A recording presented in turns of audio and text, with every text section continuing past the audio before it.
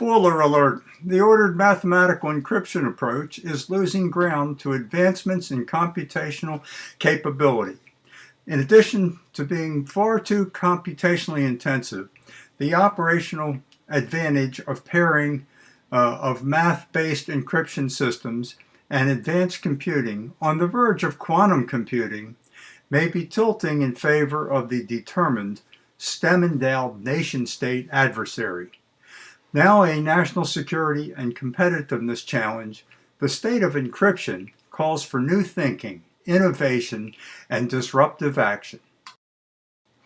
Disciplined approaches to encryption are needed, ones that are based on keyless algorithms and perhaps even analog encryption. Keyless algorithms would eliminate encryption keys, a source of complexity and security exposure. The current approach to encryption has become a trap composed of a complex web of securing encryption keys, both public and private, increasingly advanced computational technology, and the prospect of government-mandated confiscation of encryption keys. The trap depends on the belief and false promise, that this complex web will yield privacy and security. Instead, each of these dependencies are exposures that threaten privacy and security. One way to extricate ourselves from this trap is to invent and adopt keyless encryption, without dependence on ever-increasing advancements in computational technology, and without encryption keys to be confiscated by the government only to be hacked by bad actors. If encryption keys are the problem, the solution must lie in keyless encryption. Encryption is all about concealment and obscurity. Encryption techniques are all about algorithms and mathematics. Concealment and obscurity favor uncertainty over certainty. Here, arbitrary algorithms possess more uncertainty than ordered mathematics. Keyless encryption algorithms introduce uncertainty because they are based on what is in someone's mind, not on an encryption key. Here, the only limits on concealment are one's imagination and the complexity of the algorithm, which may impact the ability to recall the algorithm on demand in order to reverse the encryption process in decrypting the message. Concealment is achieved when the adversary is unable to guess what arbitrary algorithm the designer has in mind. Less orderly and more arbitrary algorithms with high degrees of unpredictability will come into favor. Arbitrary algorithms can be used to good effect. This approach might be labeled keyless encryption. Mathematics introduces certainty based on the principles of mathematics, all carefully recorded and documented in a body of knowledge. Here the limits on concealment are time and the computational capacity to attempt all combinations and permutations. Here concealment depends on protecting the encryption key. Concealment is achieved not because the mathematics are unbreakable, but because computational hardness has been exceeded. Simply put, traditional mathematics-based encryption is being threatened by computational advancement. Government interest in defeating concealment has led directly to its interest in obtaining encryption keys, which provide a simple solution to a complex problem. The government versus industry confrontation over encryption keys has resulted in further distrust between government and industry. Do we sacrifice privacy in order to achieve security?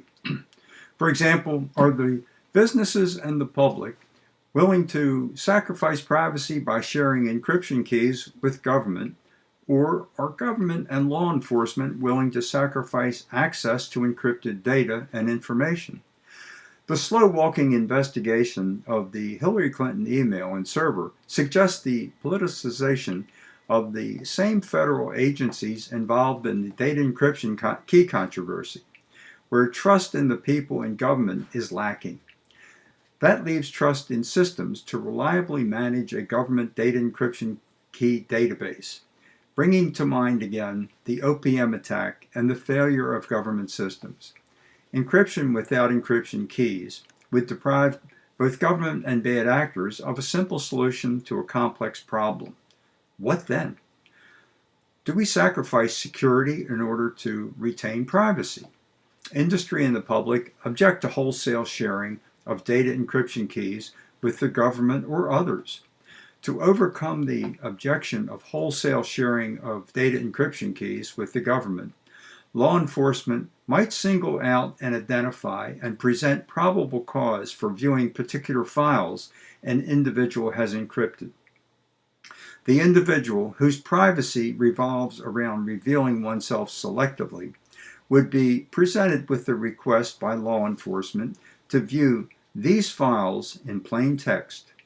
If the individual agrees to comply with the request, both privacy and security goals are met. If not, the privacy goal is met, but not the security goal in this one instance. The government needs to accept and encourage private encryption and not hold out for key escrow or split key encryption. Data encryption, contested by government and slow to be adopted by industry, lies at the intersection of privacy and security. Basically, plain text is information that is input to a coding process. Clear text is information that is immediately understandable to a human being without additional processing. And ciphertext is the output of an encryption process featuring an algorithm that makes plain text information unreadable to anyone except those who possess a unique key. To combat crime and terrorism, the government wants to access these unique encryption keys in order to return ciphertext to clear text and its readable plain text form. Industry and its consumers and users object to any sharing of encryption keys on privacy and security grounds.